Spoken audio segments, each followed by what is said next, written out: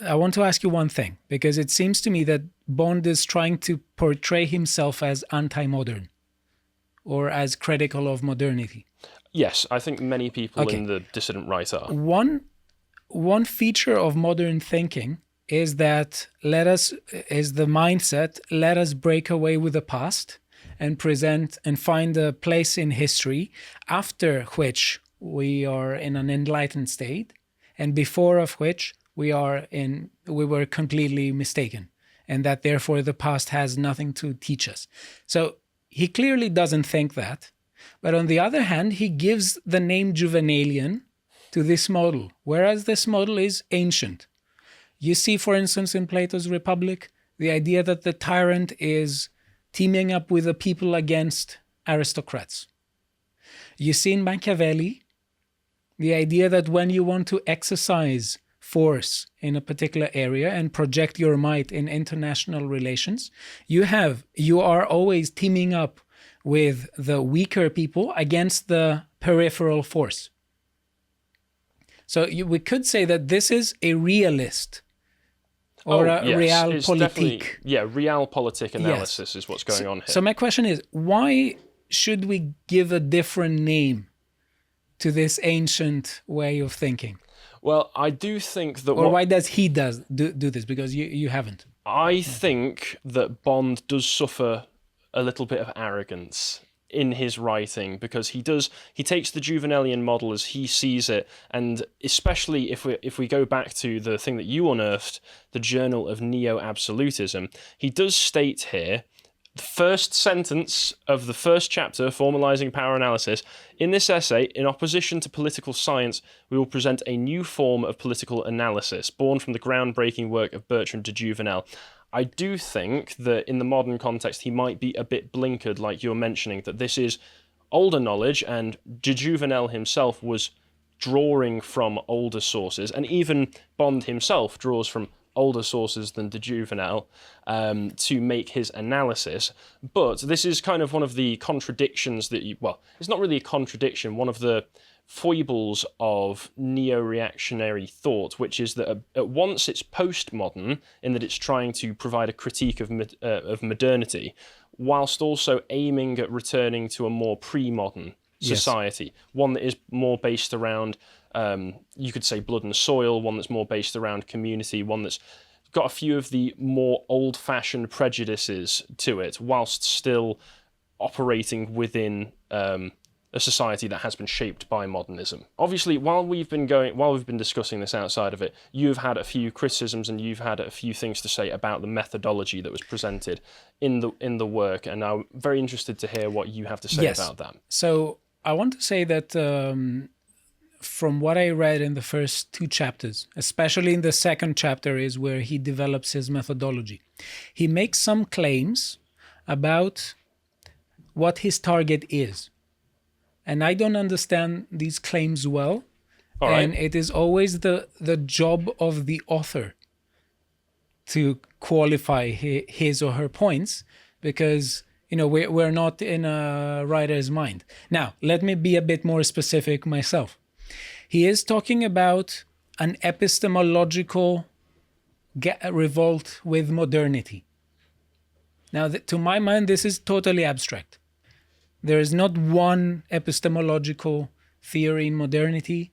Modernity is itself a really big category. So when someone in a 160-page book goes, that is not epistemological, we're going to break with the epistemological aspect of modernity, that immediately seems to me that, maybe there is something quick here. I don't know if I agree there, because what he is aiming against is something that can broadly be called, yes, modernity, but it can also be broadly called modern liberal ideology, if you want to call it that. And this is something that is put forward by James Burnham in Suicide of the West, that the ideology, the theoretical ideology as it existed, if you go back to Locke and such things, may not lay out broadly the sort of precepts for the world that we live in right now. But it's easily observable that people who classify themselves as liberals, people who classify themselves as progressives, and other such people who are kind of in the liberal progressive elite all do share a certain set of values and ideas about how the world works that are shaping political conflict and shaping political development. And I think a few of them that I've picked up on, especially from having read James Burnham, would be just the general belief in human rights as being something that applies to everybody all over the world at all times. Bond has a chapter later on in the book which is very interesting, where he discusses the nature of non-profit charitable foundations within the political order that we exist in right now, being that a lot of the times, because of the fact that people like the founding fathers of the US did actually predict how governmental power could be used to tyrannize the populace, they set up a system that was, for all intents and purposes, quite effective at limiting the amount of power that could be exercised over the people. And so, as a way to get around that, foundations, particularly organizations like the Ford Foundation, which, shall we say, engages in movements that Henry Ford himself would not have been a big fan of, given that Henry Ford himself was a very, very controversial figure in his time. These organizations, they skirt around the political process and are able to create change that wouldn't have been able to otherwise if it was just using formal political power. But within that Ford Foundation, what they did was they went along to all of the major captains of industry, people like Walt Disney and other business leaders at the time, and asked them, what do you want to see from the world? And they gave this very broad idea of democracy, of human rights being spread around the world, in the MLK sense of, if there's injustice somewhere, then there's injustice everywhere. Okay, take your last sentence. If there is injustice somewhere, there is injustice everywhere. That seems to be, to me, a mentality that is unfocused. Oh, yes. So that is precisely why I think we should always focus on what people say. And when we want to make a point, and let alone a point that has political ramifications, we should be very much focused. So what I'm saying is that when he talks about attacking liberalism on the one hand, and attacking the individual or the individual of modernity, there are all sorts of senses in which those terms can be understood, and he doesn't qualify it. I will use three. For instance, all right. Liberalism could be a political doctrine, it could be an economic doctrine, or it could be a moral doctrine. So economic liberalism is quite consistent with, for instance, political authoritarianism. That's not the case with moral liberalism or political liberalism. So he doesn't. How so is economic liberalism consistent with political authoritarianism? Just because, from my understanding of it, generally speaking, obviously you can have a city-state like Singapore, which is obviously very authoritarian in the way that it manages its citizens, but some see it as being economically liberal because it's supportive of the free market and such. There is that, but most people, I mean, he references thinkers like Milton Friedman later on in the book, associate economic liberalism with political liberalism and political freedom. Yes, but this is some place where Milton Friedman has been falsified, and let me say how and why.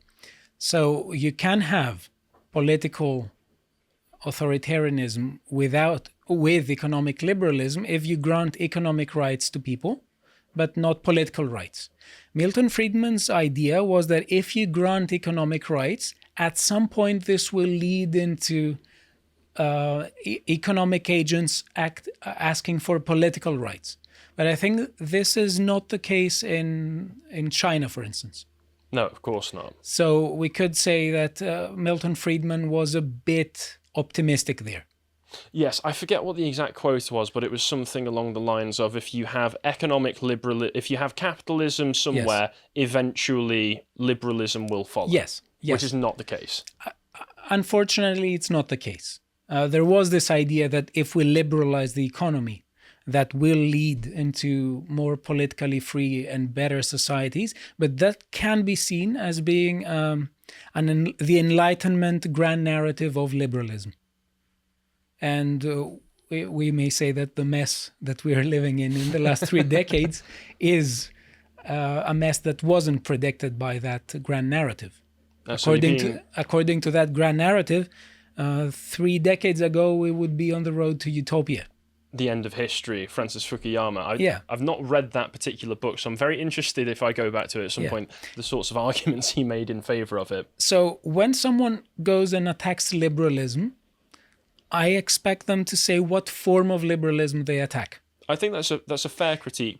Bond is being a bit too abstract with what he's saying. I think he is expecting the reader, especially given that it's such an obscure book from an obscure author, he's expecting you to already kind of be on his page by the time you get round to it. Okay, and one thing, and which will be tied with the liberal discussion and primarily the political sense of liberalism, when we're talking about the individual, that is a notion that has been vilified from all sorts of perspectives, okay? There are, again, many ways in which the notion of the individual can be understood. We could talk, for instance, about individuals as an ontological category. In that sense, we're all individuals. We don't have a hive mind. We have a personal consciousness. My consciousness is different than yours. We have the notion of an individual as a social category. Mm-hmm. It is in this sense that people say that, rampant individualists say that society is just an aggregate of individuals. Or as Margaret Thatcher said, there's no society, there's only individuals. Or we are islands unto ourselves. That's the social notion of the individual. And we could have, for instance, individuals as legal entities, possessors of individual rights. Mm-hmm. Now, all these are really different notions of the individual, and we could play along with them because we could definitely have a society. We could definitely live in a society or a community in which individuals understand that they do have bonds together and they do have ties with each other, but they still have legal freedoms. To watch the full video, please become a premium member at lotuseaters.com.